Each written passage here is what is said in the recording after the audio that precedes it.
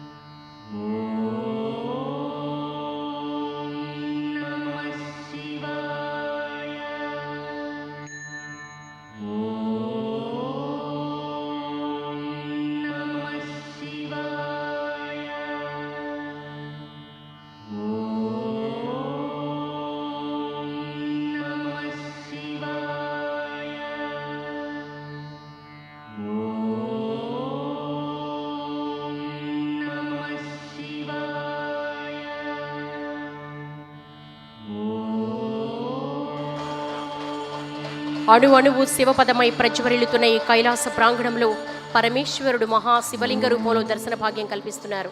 ఆ మహాదేవునికి ప్రమద గణాలే తరలివచ్చి మహానీరాజనం సమర్పిస్తున్నాయా అనేంతలా ఓ అపూర్వ